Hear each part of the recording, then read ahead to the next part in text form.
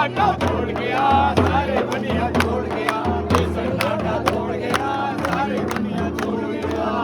बेटी अंकिता हम शर्मिंदा है, मेरे कातिल जिंदा है। अंकिता के हत्यारों को फांसी दो, अंकिता के हत्यारों को फांसी दो, फांसी दो।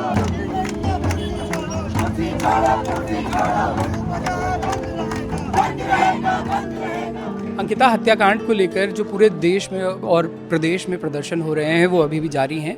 आज 2 अक्टूबर की पूर्व संध्या है। 2 अक्टूबर का उत्तराखंड के इतिहास में एक तारीख है जिसको काले दिवस के रूप में मनाया जाता है। अभी देहरादून के शहीद स्थल में हम लोग हैं और देहरादून आंदोलनकारियों से लेकर के तमाम प्रगतिशील लोग यहाँ मौजूद हैं जिन्होंने कॉल दिया है 2 अक्टूबर को पूरे प्रदेश में बंद की एक कॉल है। सबसे पहले बातचीत करते हैं कमला दीदी से। दीदी, 2 अक्टूबर का एक विशेष महत्व है। 1994 की घटना, आप लोग तो प्रत्यक्ष साक्षी रहे हैं उस घटना के बाद से और आज 22 साल प्रदेश के बन जाने के बाद 2 अक्टूबर को लगभग उसी तरह की कुछ घटनाएं प्रदेश में होती हैं जिसके चलते पूरा प्रदेश आक्रोशित होता है। तो कल की जो कॉल है, कल का जो विशेष तौर से 2 अक्टूबर का जो महत्व है अंकिता हत्याकांड के बहाने, कितने तमाम मुद्दों को लेकर के कल की कॉल दी गई है? देखिए, ये कॉल जो है ये हम मानते हैं कि मुजफ्फरनगर कांड के बाद जो अंदर से हमारी एक पीड़ा थी लगातार उत्तराखंड के अंदर, चाहे वो जंगल ज़मीन का सवाल हो, चाहे हमारे संसाधनों को बेचा जा रहा हो, और यहाँ तक कि क्या कहते हैं अंकिता का सवाल इस समय जब पूरा उभर के आया है। दलित हमारे जो जगदीश हैं उनकी जो हत्या हुई है उससे पूरा आक्रोश पूरे उत्तराखंड के अंदर फैला है। सवाल ये है कि लगातार जो नौजवानों की भर्ती के साथ जो खिलवाड़ किया गया है यहाँ की सरकारों के द्वारा, वो सबसे सोचनीय था। लेकिन उसके बाद भी हमारे नौजवानों ने अपने कदम पीछे करते हुए जिस तरीके से इस मुद्दे को लिया है, अंकिता के सवाल को, तो उससे लगता है कि वो लोग कितने ज़्यादा पीड़ित हैं। उनको लगता है कि महिला अस्मिता के सवाल के सामने कोई और सवाल हो ही नहीं सकता है। तो मुझे लगता है कि ये आक्रोश इन 22 सालों का जो हमारे वहाँ जो अन्याय हुआ है, जो हमारे पास विकास के नाम पर इसको ऐसगाह बनाने की जो कोशिश की जा रही है, माफियों का अड्डा बनाए जाने की कोशिश है, उसके खिलाफ ये 2 तारीख का बंद है। और मैं सोचती हूँ जो अभी मसाल जुलूस भी निकाला है, जो आपने देखा भी कितने आक्रोश के साथ ये निकला है, ये आक्रोश उसी के लिए है कि उत्तराखंड की बेहतरी की लड़ाई अब किस तरह से लड़ी जाए। ये अब एक अगला कदम है उत्तराखंड को एक बेहतर उत्तराखंड बनाने का और एक राजनीतिक निर्णय लेने का। ये बहुत महत्वपूर्ण समय है, ऐसा मेरा मानना है। हमारे साथ चारुदा हैं। चारुदा, एक बहुत बड़ा वर्ग हम लोग देखते हैं जो कि एक किसी निर्धारित पार्टी के पक्ष में खड़ा होता है, जो कि इस तरह के मूवमेंट्स को ये बात कहता है कि इनकी आवश्यकता नहीं है। और जब वो ये बात कहता है कि आवश्यकता नहीं है तो ये कहता है कि इस मामले में अब मामला न्यायालय के पास है, जो आरोपित हैं उनकी गिरफ्तारी हो चुकी है। तो इस तरह के जब सवाल उठते हैं और इस पूरे कल की जो कॉल है उसके औचित्य पर जब सवाल उठाए जाते हैं, उनको कैसे जवाब देते हैं? नहीं, पहली बात तो ये है कि हम सबसे पहले अंकिता के सवाल को हम एक बहुत छोटे फ्रेम में देखने की कोशिश नहीं कर रहे हैं। अंकिता का सवाल पूरे हिमालय की अस्मिता का सवाल है। मैं आपको जो कल की कॉल है वो हमारी हो सकती है कि घटनाक्रम को आगे बढ़ाने के लिए और इन तमाम मुद्दों को और ताकत देने के लिए हमने किया हो, लेकिन इस कॉल के मायने बहुत बड़े हैं। मैं आपको हिमालय और नंदा के बारे में थोड़ा सा कह के बताना चाहता हूँ क्यों हमारे अस्मिता के साथ जुड़ा हुआ है। कि हमारे यहाँ शिवजी और पार्वती पूरे हिमालय ही उनका घर है और हिमालय को शिवजी और पार्वती का माना जाता है। और हमारे यहाँ लोकगीतों में पार्वती को मैतेती, शिव को सरासा करके हमारे लोकगीतों में भी इसका आख्यान है।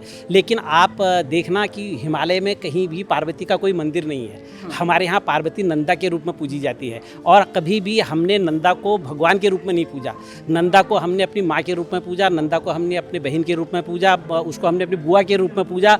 और हम हर 12 साल बाद अपनी उस नंदा को उसके ससुराल छतौलियाँ लेके छोड़ने जाते हैं। तो ये नंदा कौन है? ये नंदा अंकिता है।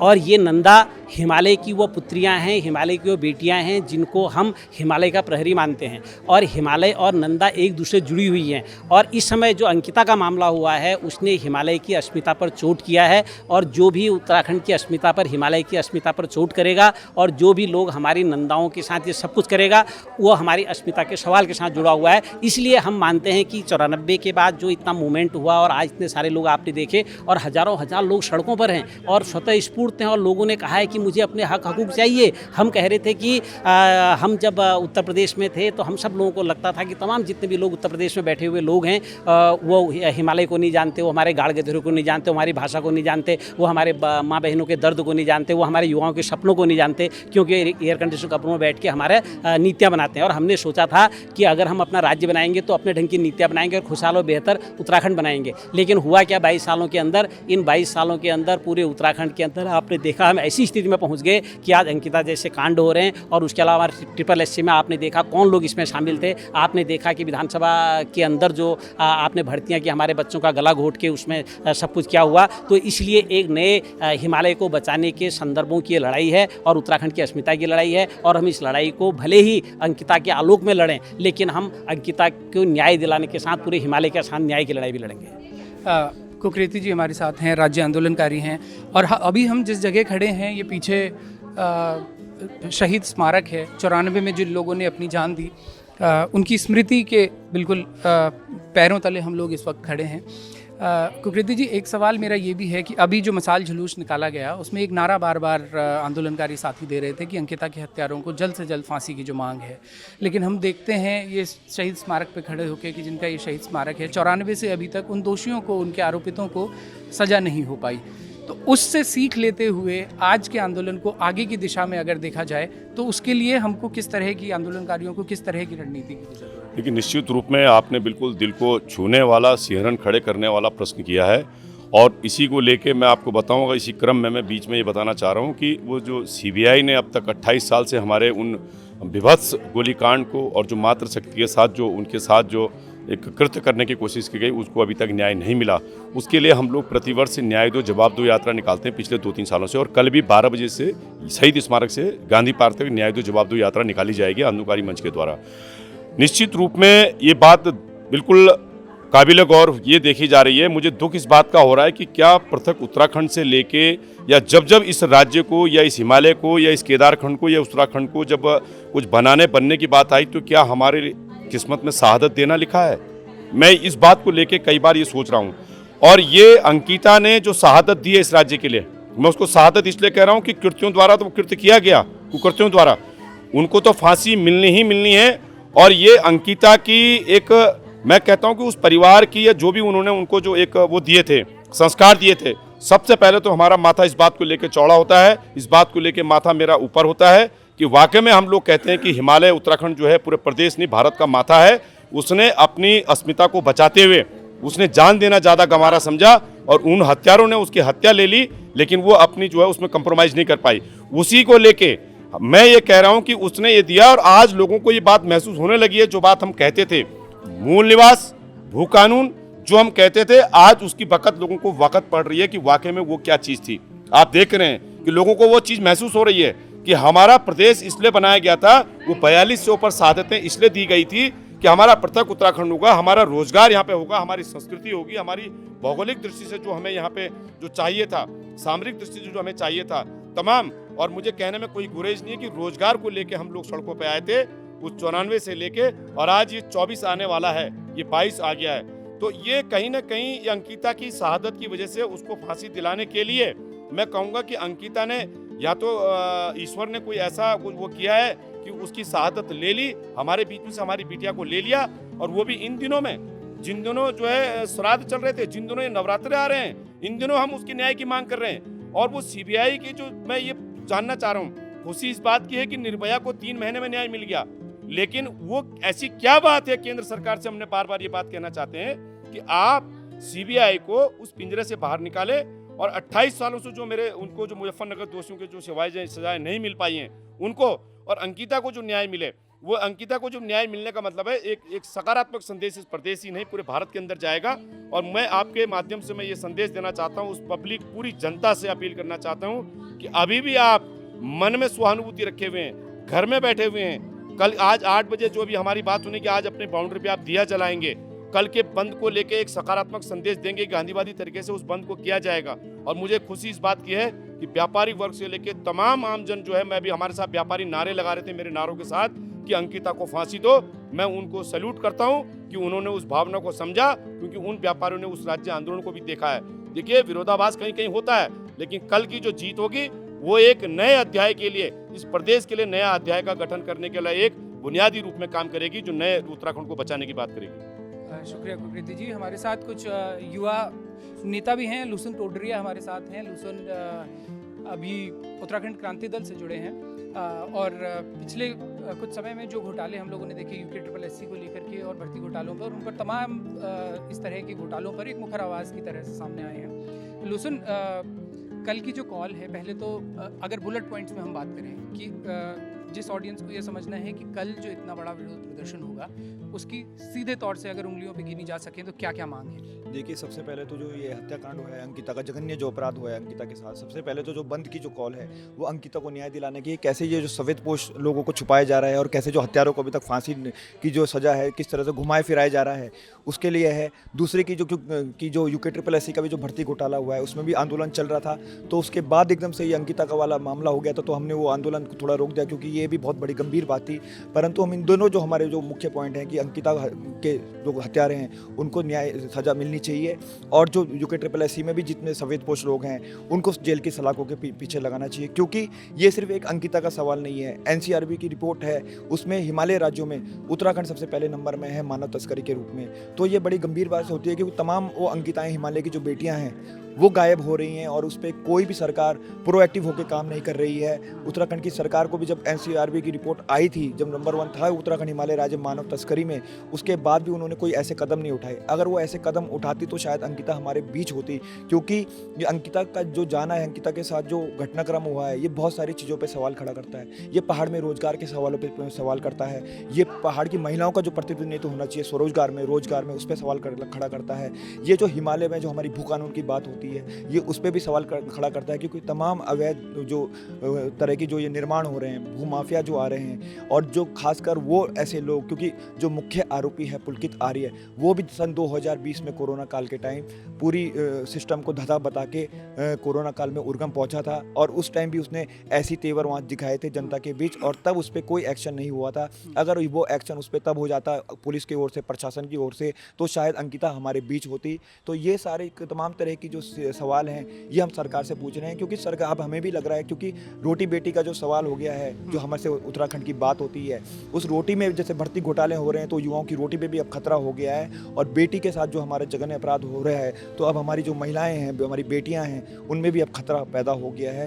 तो ये बड़ी गंभीर बात है। तो इन्हीं पे हम सवाल करने के लिए और इसी पे हम न्याय मांगने के लिए कल 2 अक्टूबर को पूरे उत्तराखंड में बंद का हमने उत्तराखंड की जनता से आह्वान किया है, और मुझे पूर्ण विश्वास है कि उत्तराखंड की जनता समर्थन करेगी, क्योंकि अगर हम उत्तराखंड के इतिहास में जाएं, हिमालय क्षेत्र के इतिहास में जाएं, तो सिर्फ सन 94 से पहले भी अगर हम जाएं तो 1920 में जो 22 में कुली बेगार प्रथा के खिलाफ जो आंदोलन हुआ था बद्रीदत्त पांडे के नेतृत्व में, तो हम वैसे लोग हैं, हम उन पीढ़ियों, वो हमारी पीढ़ियां थी, हम उनके वंशज हैं, तो हम जानते हैं कि हिमालय की जो आवाज़ें हैं वो कभी चुकती नहीं है। तो इस दौरान भी हम सड़कों में आएंगे, और अगर आंदोलन से, अगर हम उग्र आंदोलन करना पड़े, आक्रामक आंदोलन करें, तो हम उसके लिए भी पीछे नहीं हटेंगे। ठीक है।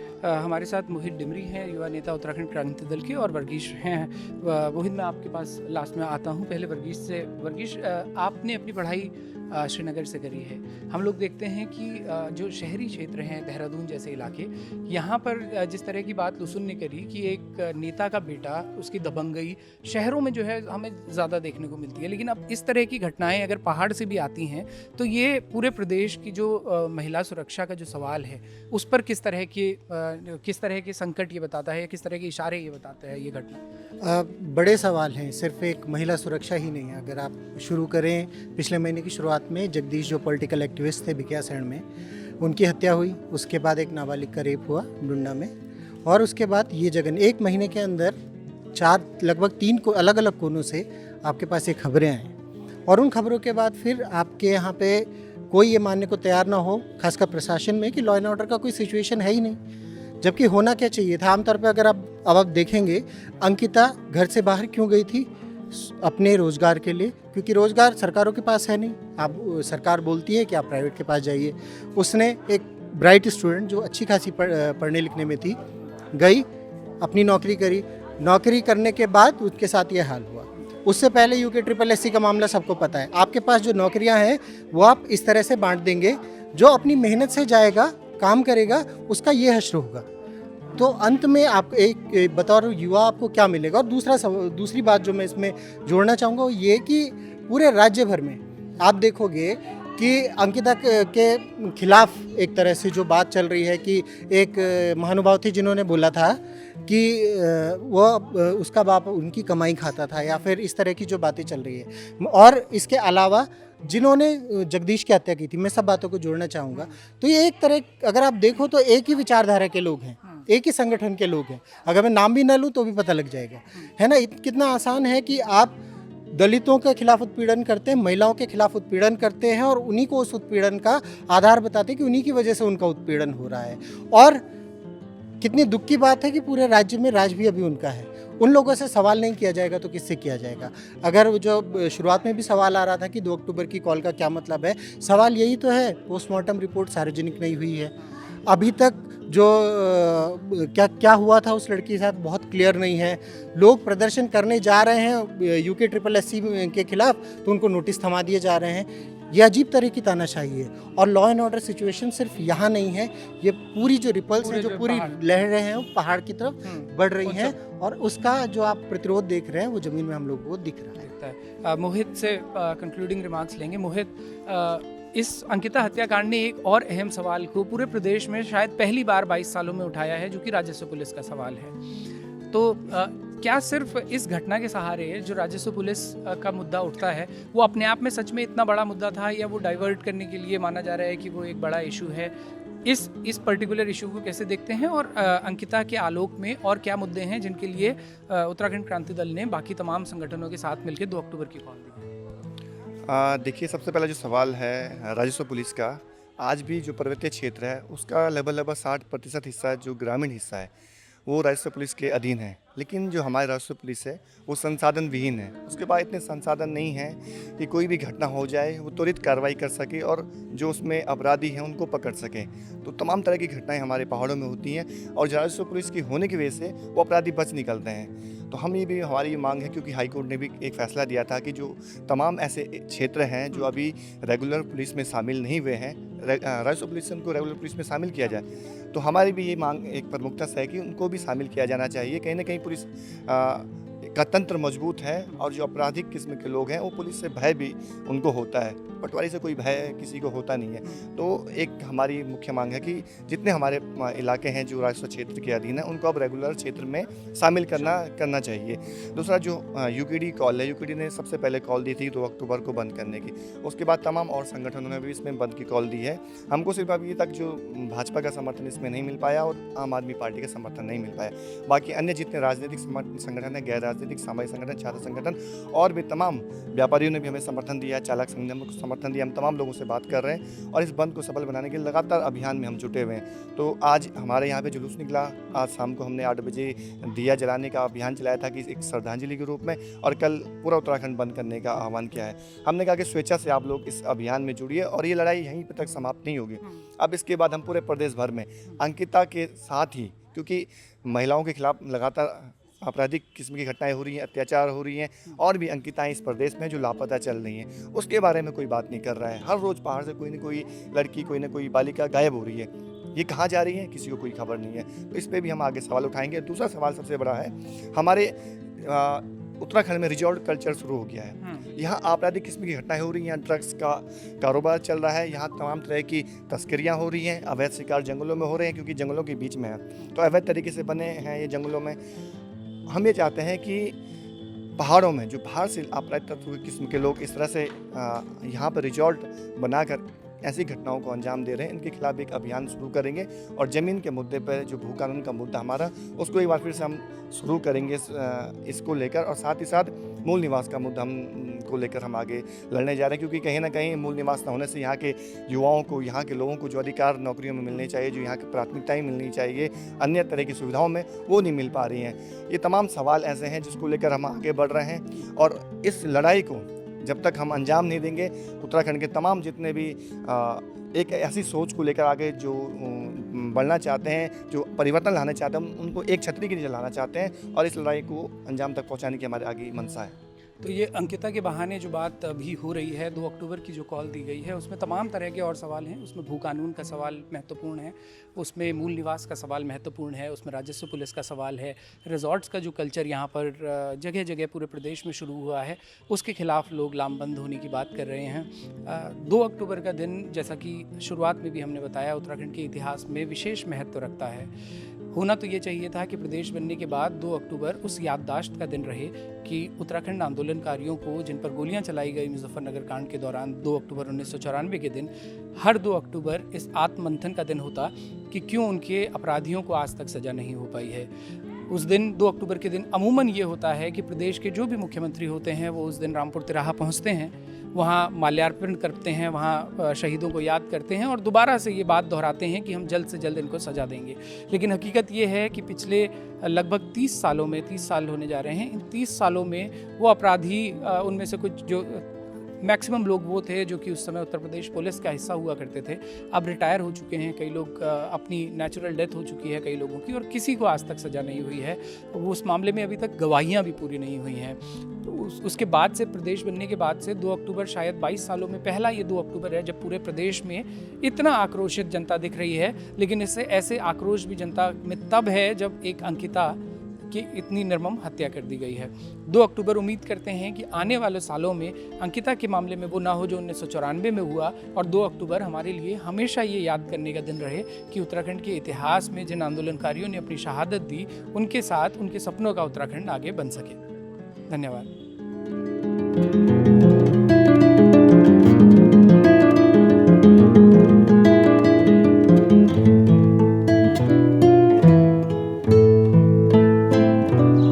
Yeah.